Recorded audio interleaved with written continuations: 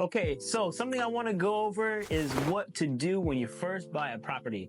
So sometimes whenever I buy a property, I look to see how can I maximize the dollar value based on what I'm trying to do.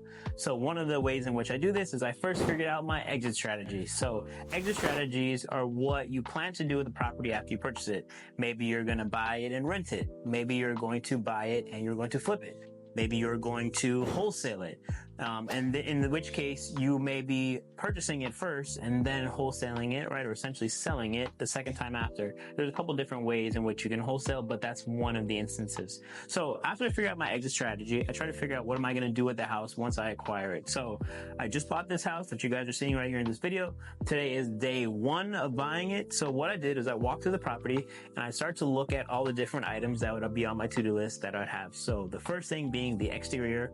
What am I going to do with the paint? What am I going to do with the repairs to the roof? What am I going to do with the windows? That's my first step.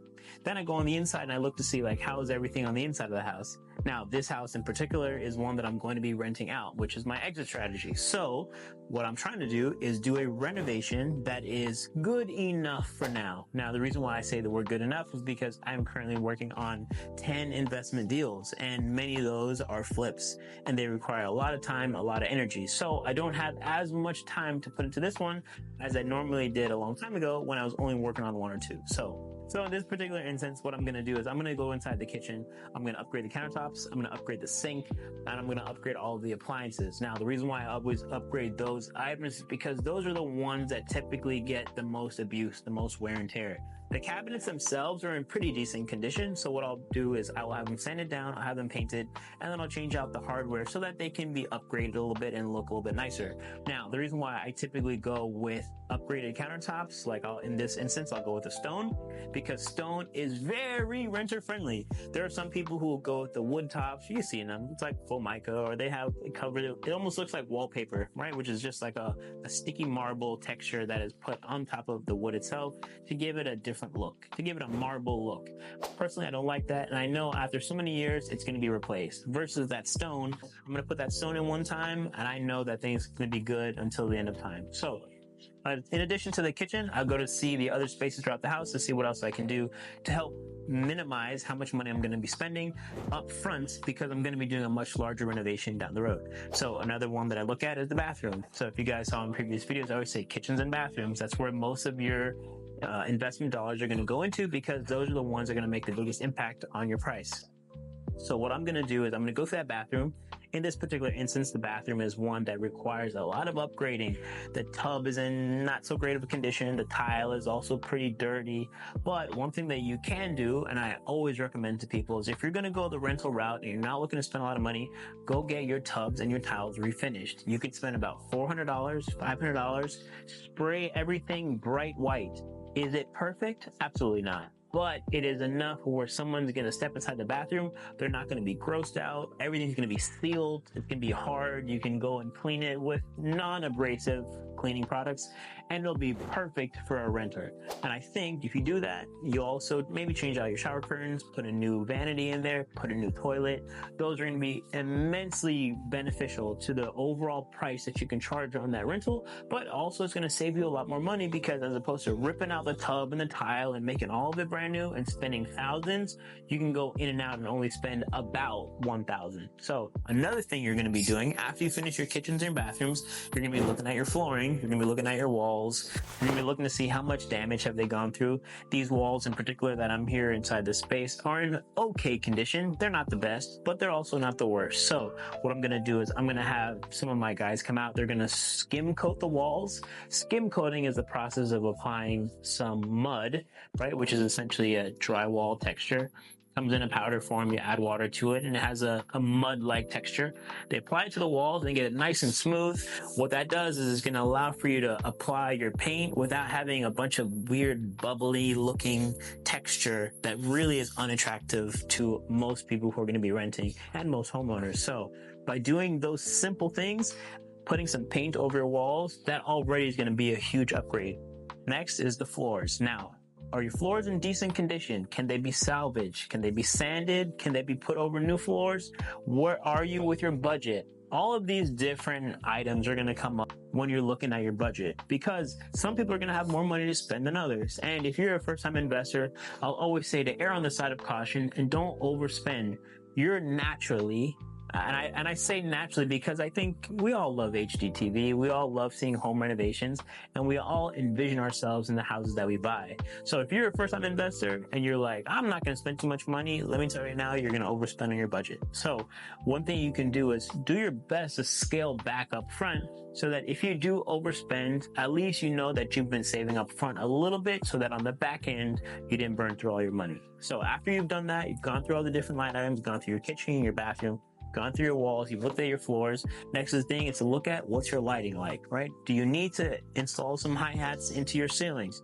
Maybe you need to just do some floor lamps. Do you need to upgrade your fans? What are the conditions that they're in? If all of them can be saved, do yourself a favor and save them. Otherwise, go on Amazon, go to your local big box store and see what you can find to upgrade your fans for your house. After you go through all those different line items, you're actually going to come out ahead, because you've now gone through the entire house. You've renovated your kitchen, you've renovated your bathroom, you've gone through your floors, your walls, your lighting, and you've come out with a number that hopefully is not too much more than what you were planning out when you first started. If you go through your entire house and you have a budget of, let's say, $15,000, it could be $20,000. Everyone's going to be in a different spot.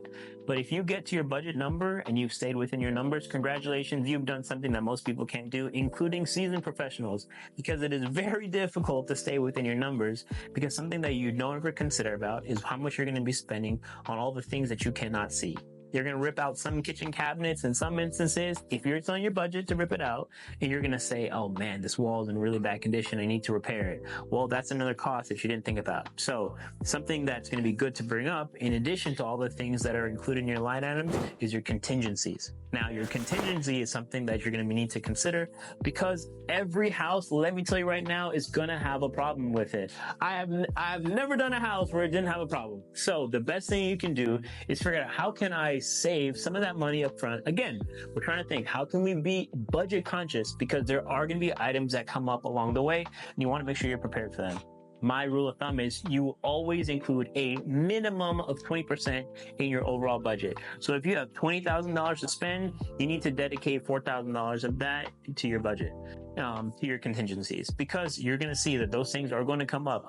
For whatever reason, they just always come up. But if you're at least planning for them, it's one less thing you have to worry about in the end. So after you've gone through that entire list and you've seen all the different line items that you have, hopefully you've gone through it and you've made all the necessary changes in order for you to save on the back end. So as a perfect example, right here in the same house that we're recording in, I've already looked to see how much money I'm going to be spending in each one of those spaces. The kitchen, I'm going to put about $5,000 into, the living room, the bedroom, and then for the rest of it is going to be repairs and upgrades to the lighting and whatever else, maybe some fans. I'm going to spend about another $5,000 there in total. And I do have to repair a deck. That's a little bit different. So sometimes you are going to run into some line items that are very unique to that specific house. This house in particular has a rear deck. First time I bought a house with a deck on it, and it's going to need about $3,000 to repair the deck. So in total, I'm going to spend about $15,000 on this house. And mind you, of that $15,000, I said you need to account at least 20% of that budget towards it. So $3,000 of that 15, which I didn't even have the $3,000 to put into it, but because I actually use pretty round numbers, that's another way that I bake my contingency into it. So I may not have $3,000 line item, but I do have overinflated numbers in my kitchen, my bathrooms, everywhere else, so that $3,000 is a little buffer zone that's within that. So it is incredibly important to make sure that you include that contingency budget, because it is incredibly crucial to the overall success of your house.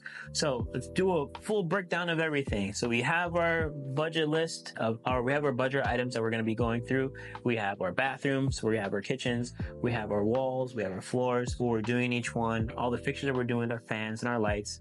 And then we also have our contingency funds as well, right? Hold that list and hold it dear, because let me tell you, that's going to be what it takes to really get to the end. Otherwise, you're going to be like the people who don't think about how much they're going to be spending, or they don't consider contingency, or they don't consider how much they're going to be going over, because they're going to turn it into their dream home, and they're going to be so far behind in what they actually have to do, because they're spending money in areas that they don't actually need to spend money in. So you have your list, you've gone through everything, you've hit all the major points, you got the kitchen, you got the bathroom, you looked at your walls, your floors, your lights, all the different fixtures you're going to include, and you've got your contingency budget in there. If you've done that, hold that list to your heart, because let me tell you, that's going to be the one thing that saves you in this game. Something that you see a lot of rookie investors do. They don't have a budget. They don't have anything planned out, and they get into it and they just lose their shirt because they've spent more money than they possibly thought they were going to need to spend because they didn't plan on anything ahead of time. Always be ahead of everything, stay on top of it, and plan out, because planning is what's going to save you in the long run.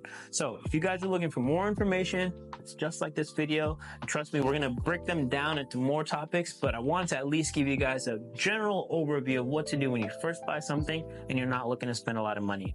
If you are interested in more topics in depth, comment the word fixer down below, and I'll talk about some other things that you can do to fix up your houses without spending more money.